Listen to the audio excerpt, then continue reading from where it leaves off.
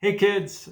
My book's finally out today, as you've seen, and your support is incredible. I saw that it was number one, I think, on Amazon in new releases in home improvement. So thank you so much. I don't take that lightly. So please know that I appreciate it very much. Hopefully you saw me on the Today Show today. This isn't what I normally do. I'm not wasn't trying to be famous, and I'm just doing my best with some of these interviews. It's a little intimidating going live nationwide. So I didn't sleep really well last night. But hopefully, I was able to convey what I think this is all about here. The channel. I do want people to feel loved and come in here and learn how to do some stuff more so than just showing you how to do stuff. I want to walk alongside you and encourage you to be the best you that you can be.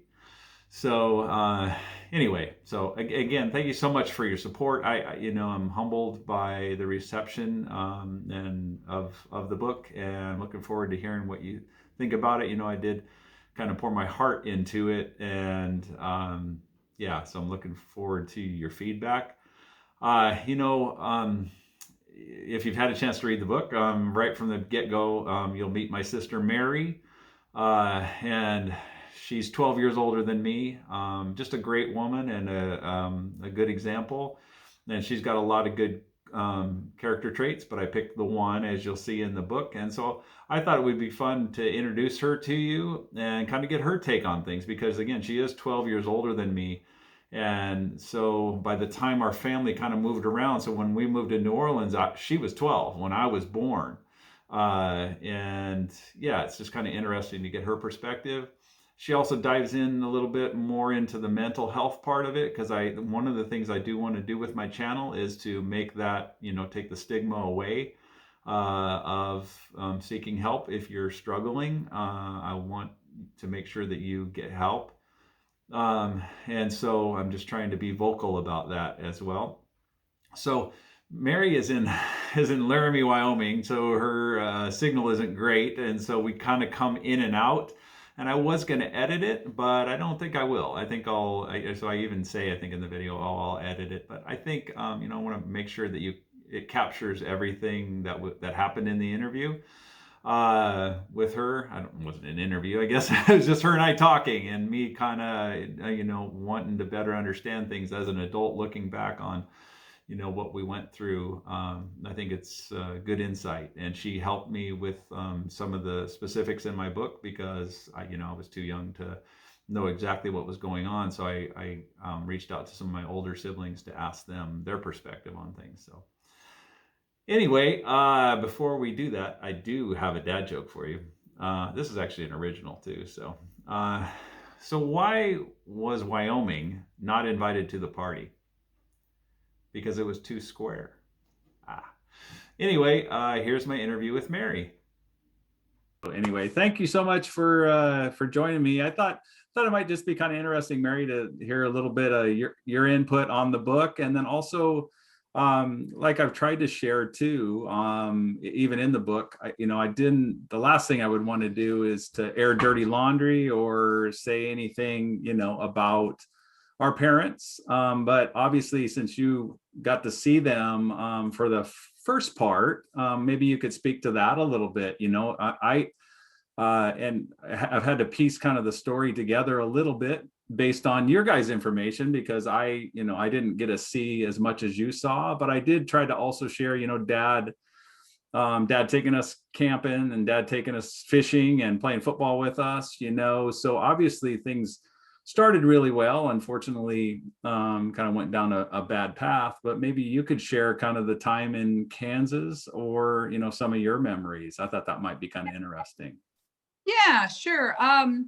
I think we started as a normal 1950s family, and Dad had a great job at Boeing, and he met this darling teacher who worked on who grew up on a farm in Pretty Prairie and in Wellington, Kansas, and they met on a blind date with her twin sister, and he was the extra date, and it's a great story, and 8 wonderful kids that came out of that union, and a typical 50s post-war.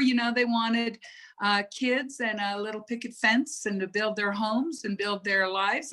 And mom was on the cusp. She was still, mother's wearing aprons and Donna Reed, and raising all the kids. And he went to work and kissed her goodbye in the morning, and he drove to Wichita and worked for Boeing, and he was, you think about that in those days, in a farm country, he was an aeronautical engineer. That was quite dashing and brilliant, days. And we always held him in high esteem. And the great thing about Dad was that he was fun. He was fun, and he liked to travel. And Mom was shyer, believe it or not. She enjoyed a great joke, and she was one of those 12 kids, but she was the quiet one of the twins. Her sister kind of led the charge. Yeah. It is. Yeah, I guess she was the one. Okay. Sorry. Yeah, no, sorry. Say that? I'm talking over you. I was just going to say, from my perspective, yeah, I didn't necessarily see that. I always thought Mom was an extrovert because of, some of the experiences that I experienced when I was growing up with Mom. So interesting. I think she grew into that. She knew she had to. She has 5 boys and 3 girls. I mean, really, you got to get a life. Got to really be keeping up with the group. And she did. And she was great. Really, when you think about twins, she's the youngest set of twins in that family of 12. And her twin, Ruth, was the one who was more vocal and the one who designed what clothes they wore. And if you always look back on this, and this is really kind of some great history on her, because she was 5'8" and well built when they were sweater girls in the post, during the war, when their brother went off to as a pilot fighter, and Aunt Ruth was shorter and blonde. So our mother was tall and dark haired and well shaped, and her twin was half her size with blonde hair, but she was the outspoken one who kind of railroaded what they would wear. And Mom. Oh, I lost her.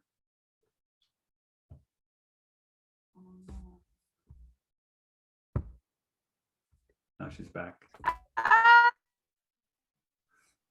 I lost you? I did lose you for a second. Here, and you froze and then you went away. So I'm trying to.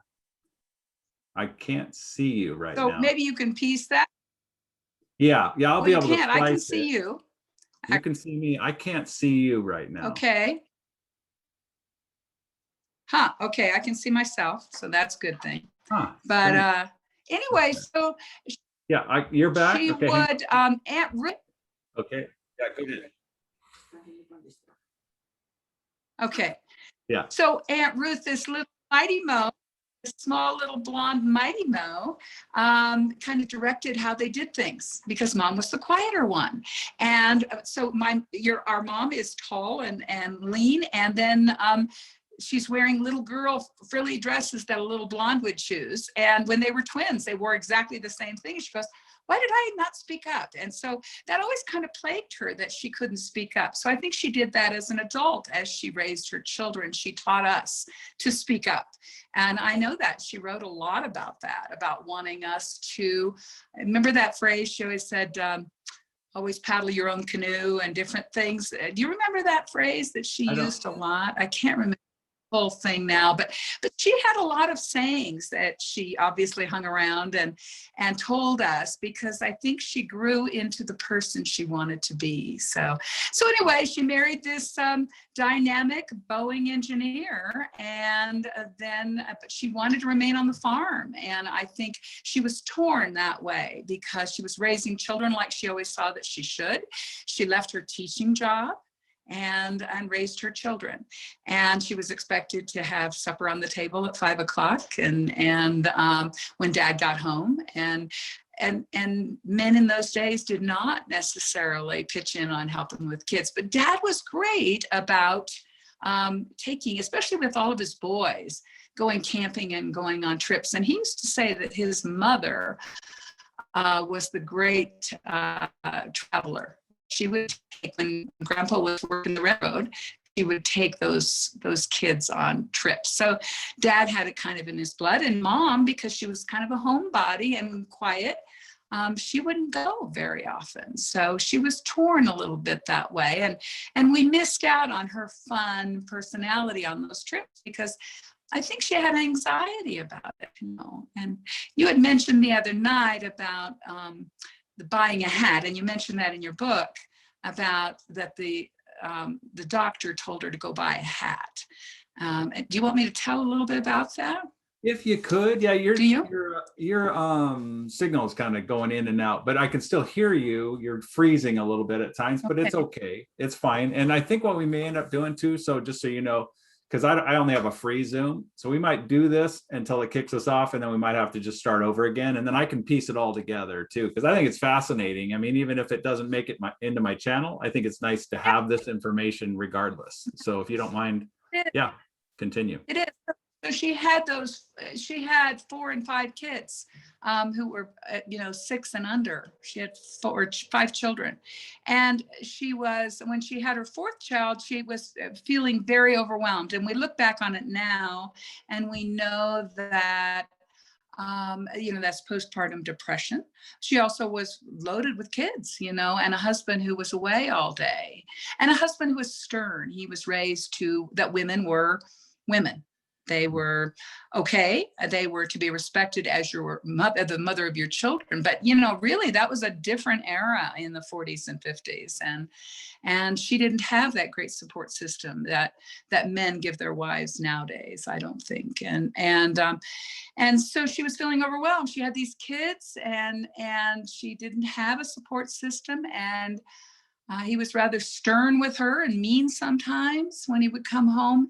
And I remember she said that she went to the doctor and said, I just don't feel good. I feel like, I feel overwhelmed.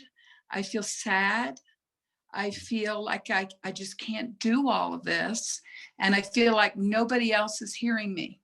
And I heard this from her in the 80s. And I was really discovering mental wellness and how to take care of yourself. And I was taking psychology classes, and it was just so there. And I said, what did you do? She said, I went to the doctor and I told him I felt this way. And he said, Barbara, you just need to just buck up, go buy yourself a new hat and you'll feel fine. Mm-hmm. And she never forgot that that's what he told her would be the solution. So then she took it back on herself, that it's all about me. And so that I'm the failure here.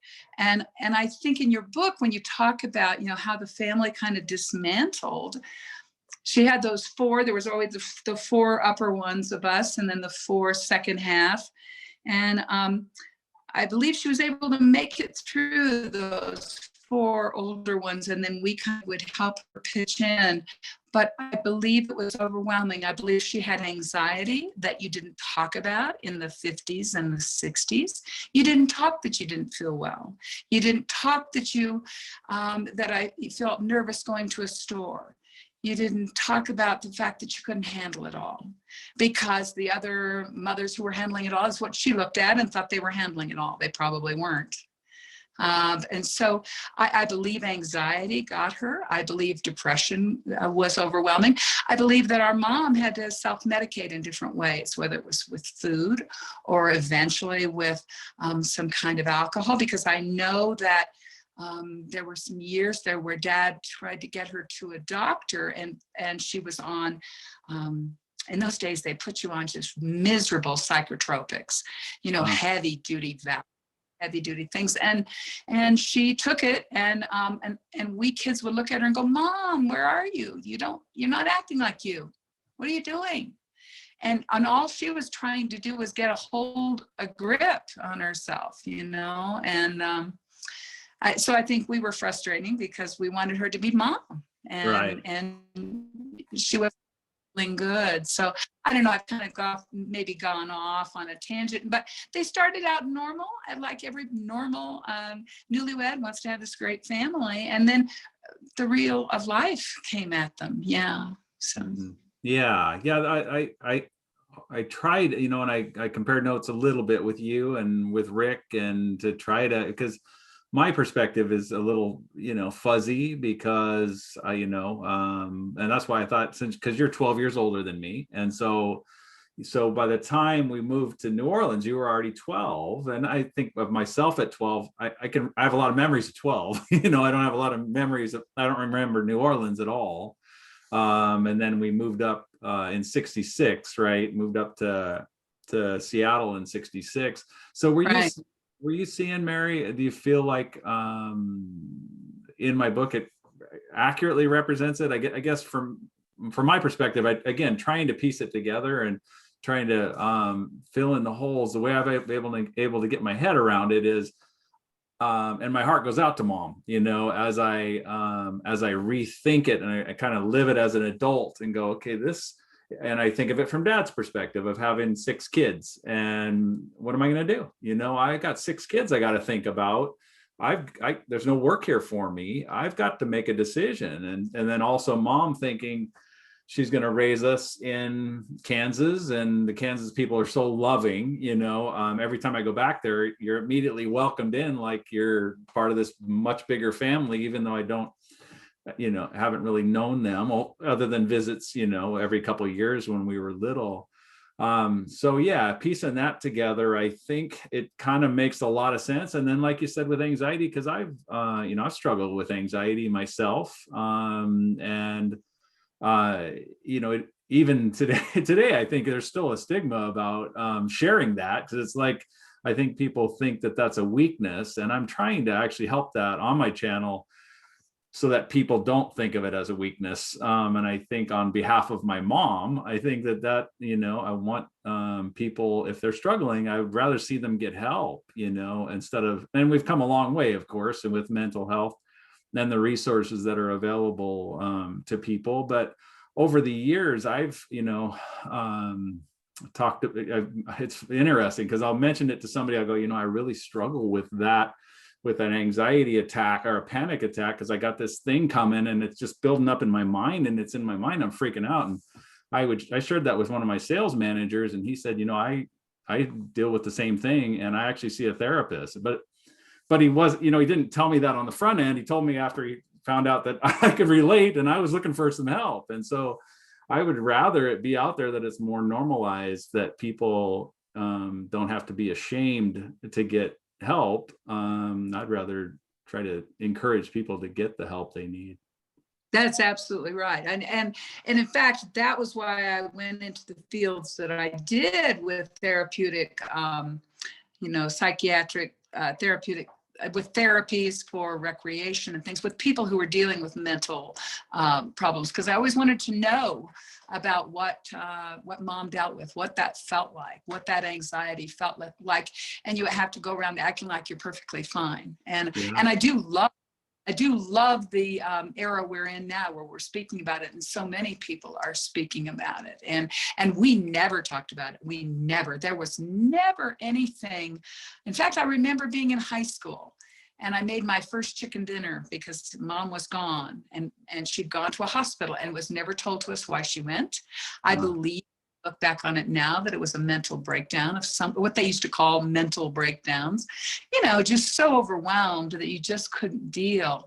And but that was never told. And I was a sophomore in high school, and I found out I was supposed to be making dinner for Dad and everybody, and I came home, made this chicken that I didn't know anything about, and I think it was raw. I don't know. It was funny, is all I know. But because it was never talked about, and what a sad thing. And I think when you talk about, Dad, sometimes when I think about your book, and I think about how we all kind of got through, I think sometimes it was like Dad had to hold his watch up, like saving the watch in the water. When somebody's dealing with mental illness or any kind of a anxiety-ridden life, the ones around you are kind of trying to just hold on. And I oftentimes think that Dad didn't know what he could do.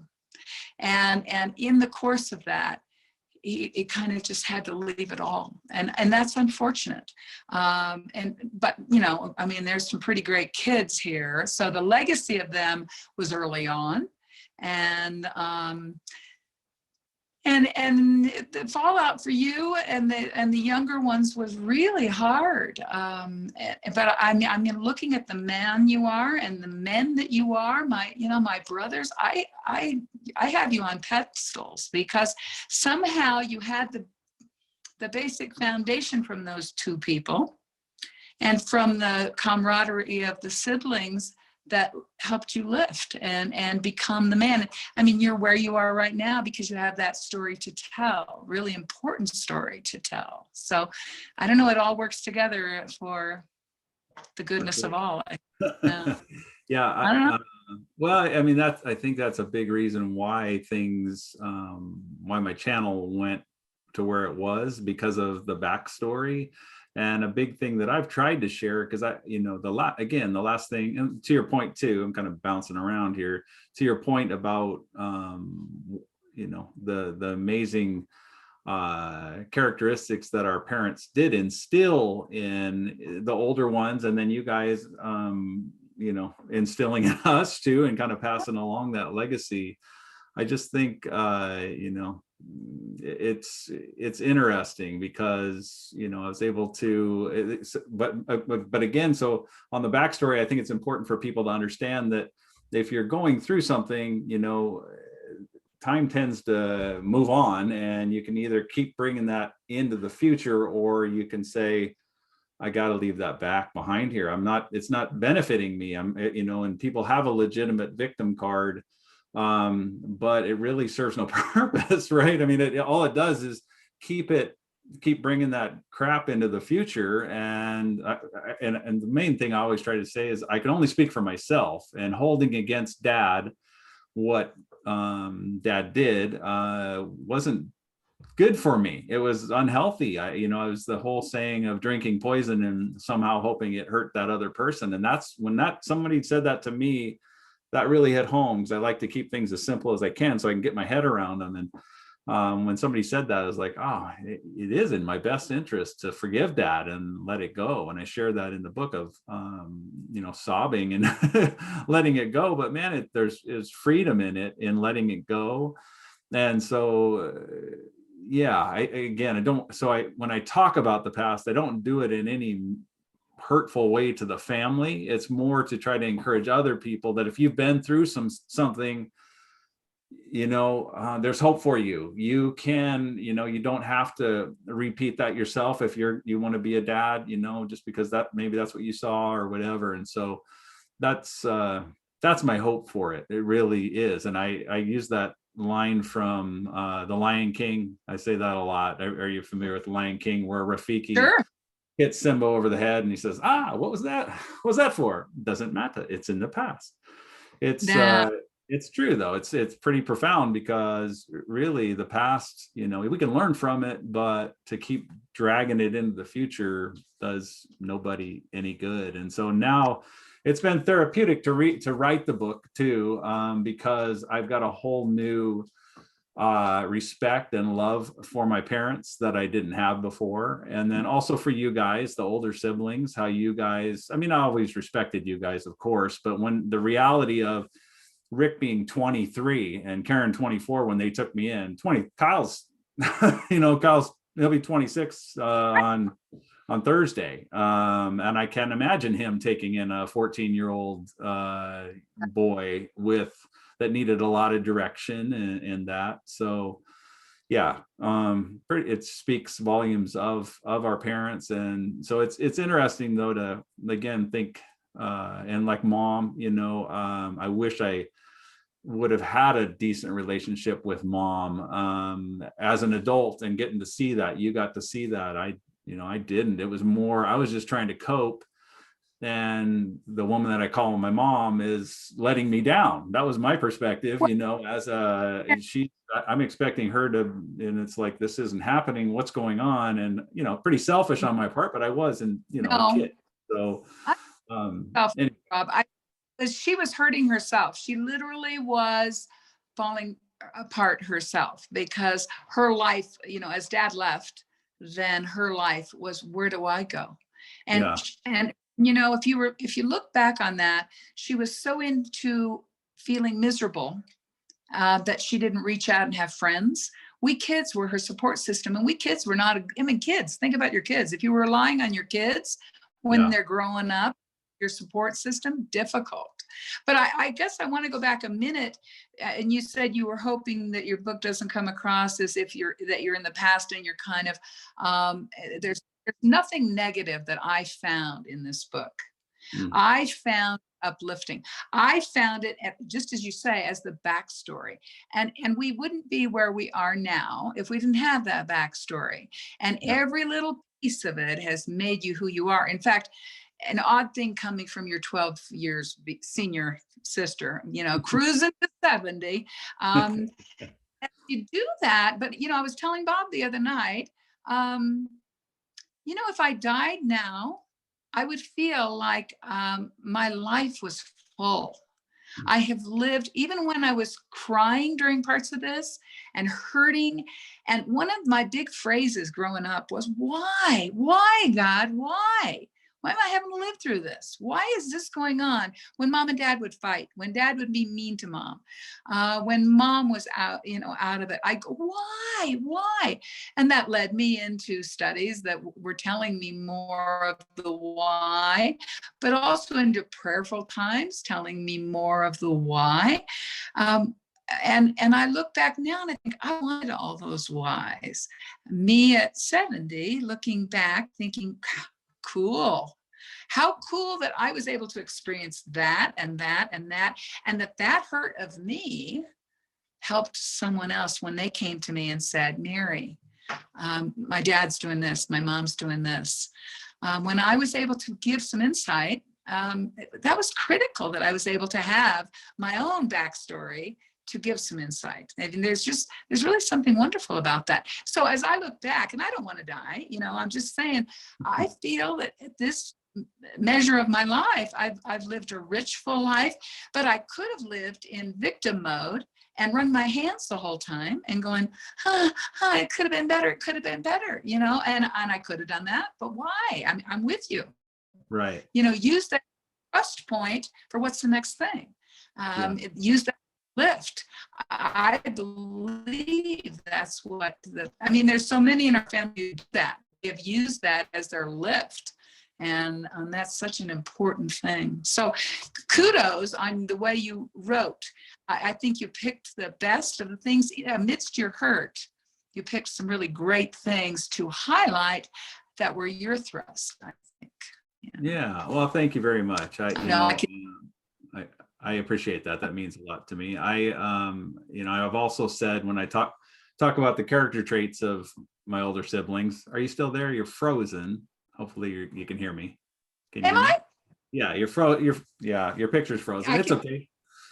So hopefully, oh, now you're moving again. But I was just going to say, you know, I always say, just because I picked out one character trait doesn't mean you don't have multiple, obviously, Mary. So I was trying to pick something that really stuck out to me because it did. I think you wanting to keep us connected because you had the ties to the Kansas folks that I, you know, really, we saw them a couple times, didn't really know them, but they're such amazing people and so loving. You know, we go back there, like I said, and you know, and immediately your family, they just bring you right in, and hugs for everybody. You know, you're immediately, they want to pick up and want to know how you're doing and sincerely care about you. And that side is I'm so happy that we were able to, because I, you know, at the time I was just trying to cope, you know, and I was little, I was just like, I'm trying to figure out what, you know, to make sense of all this and trying to cope. And I think I do have some regrets with mom when mom was in the early 80s. You know, I just honestly didn't have much love for her. And I do carry a little bit of guilt around for that. But anyway, I just wanted to make sure you understood. I there's so many quality traits in all of you guys, and you know, I picking out that one for you. There's a lot of other ones. You know, you could have easily been the encouraging one too, right along with Lori. I think you guys are both great cheerleaders. You know, you guys are big, yeah, and you're good listeners too. I think you both, and I think that's so important. You know, we get so busy doing things that, and you're juggling a lot, Mary, even still with all the things you're doing, but you always make time for people, and I think how important that is. So Thank yeah, you. yeah. Yeah. Well, yeah, no, I don't think just picking one thing. I know I'm not just a one-dimensional flat Mary. Yeah, good. I mean, I think pretty much all the character traits could be for every, you know, each sibling would carry those character traits and then some. But yeah, you're right. You're right. I don't know. What else are you thinking you want to talk about? I don't Or are you know. done? Well, no, I think we're good. No, I think it's interesting because it's you know, I've always appreciated your insight into things, and then plus the fact that you did get to see things that I didn't necessarily see, you know, and you've helped me. Yeah, obviously, you helped me with the book too, trying to make sure I represent things correctly, because I think when my channel went viral, I think everybody was a little, oh my goodness, you know what, and I've tried to be sensitive to everybody so that I'm not airing dirty laundry, but trying to make sense of it, and again trying to help anybody else that maybe is struggling, that could use a little boost to say, hey, you know, I can still make something of my life. I don't have to live in this victimhood. So You're doing a great job, and we're really proud of you and everybody. I mean, you're taking us all with you on this ride, and it's exciting. And I can't imagine how daunting it must be. But I'll tell you a fun story about New Orleans, since you don't remember about New Orleans. okay. You were born there, and so Dad and Mom always said that they had a Cajun baby, you know, because you were born in New Orleans rather than the rest of us in Kansas. And then Ange was born in Seattle. But so in New Orleans in the early 60s, I mean, it was amazing. That was really old New Orleans. And the mosquitoes lived everywhere. And you're a little teeny boy, little, you know, brand new baby, and we're walking, and I treasured you. I was, you know, 12 and 13 and loving this little boy who was just discovering, and your red hair, and you were adorable. All three of you younger boys were so great. But every day, and I say that because it felt like every day, maybe it was 3 nights a week at 5 o'clock. So mosquitoes are horrid, wicked in New Orleans. Mosquitoes are awful. And you think about the old, you know, use of pesticides and everything. So at 5 o'clock, between 4:30 and 5, this fogger truck would come down all of our streets. A really great area of New Orleans, outside of New Orleans, Gretna, and it was a beautiful housing development. And so in these new housing developments, we got the latest of everything. So we got these fogger trucks that were fogging DDT in the air. So it was just big cloud. I'm not kidding. I tell this, if somebody wants an excuse for when I act loopy, this is it. Because this big fog would come, and we kids would dart out of the house, and all of us kids, and I can remember you with your little toddler thing and run into this big cloud. That explains some things. And we would fall, and until the fogger went on down to the other end of the block, we would chase it as far as we could, literally dancing in this fog, going, oh, it's so lovely. And, Oh my God. And I look back now and I think, just think how brilliant we would be if we hadn't tried. So, that's holding us back. Yeah. I mean, we really had to have some great brain cells to withstand all of that That's funny. I don't think I've heard that story before, yeah. But it sounds accurate. Yeah, I mean, we've learned a lot. So, but anyway, I don't want to be tying you up with those kind of stories, but that is fun. No, being I love the older it. one to be able. Yeah.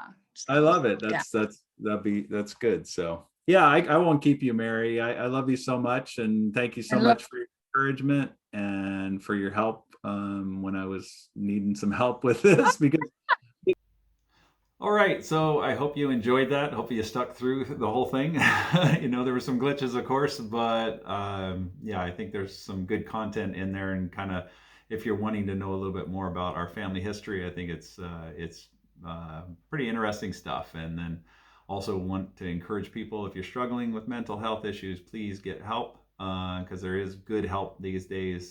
There wasn't so good back when my mom was struggling with some issues. So anyway, just want to encourage you and thank you so much for watching, and God bless you.